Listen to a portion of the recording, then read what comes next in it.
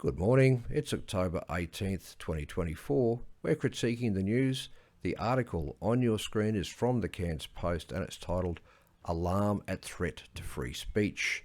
The article covers religious groups and the Human Rights Commissioner who are concerned with the Labor Liberal Uni Party's current attack on free speech with their misinformation and disinformation bill, and the religious groups, which include the Australian Christian Lobby and the Australian Human Rights Commissioner, are absolutely right that Labor's current attempt to censor all Australians poses, quote, a serious threat to Australian democracy.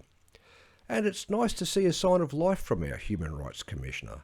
Lorraine Finlay was appointed to that role in November 2021, but was entirely missing in action while federal Liberal and state Labor politicians, bureaucrats and corporations trampled all over Australia's human rights laws and our international human rights agreements in the name of a hyped-up flu season.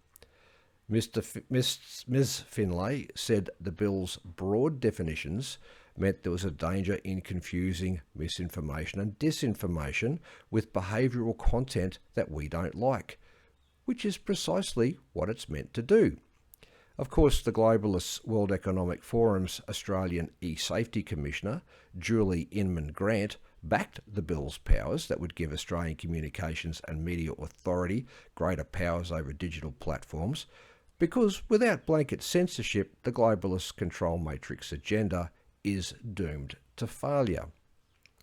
Now, John Story from the IPA has an opinion piece in the same edition of the Cairns Post, and he unpacks this issue quite nicely.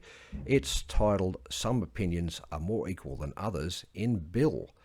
He notes that Minister for Communications Michelle Rowlands, in an article written earlier and published elsewhere, used proven misinformation from the US Democrats' COVID-era anti-Trump campaign to promote her globalist-inspired anti-free speech bill.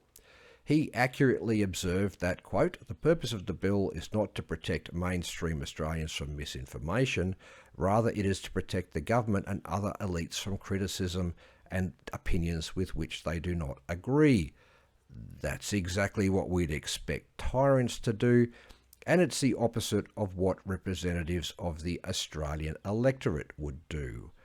Rowlands, in her earlier article, cited the Bondi knife attack in April 2024, quote, when the false identification of the perpetrator resulted in hate speech and death threats, end quote, but she failed to mention that the false identification was spread by Channel 7 News, which will be exempt from their misinformation laws as they do not apply to, quote, professional news content. Story concludes his op-ed by saying, quote, the Minister's own article does not provide a single example of misinformation that has caused harm and that would have been prevented by her proposed law.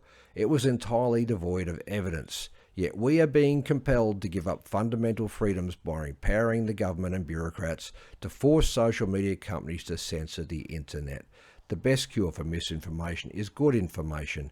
Given what the minister was peddling in her article, perhaps that's why she favours censorship. And this misinformation bill and the Liberals' version of it that was introduced and then withdrawn, and which there's still an argument for on their website, is a very good reason to get the Labor Liberal Uni Party out of our parliaments.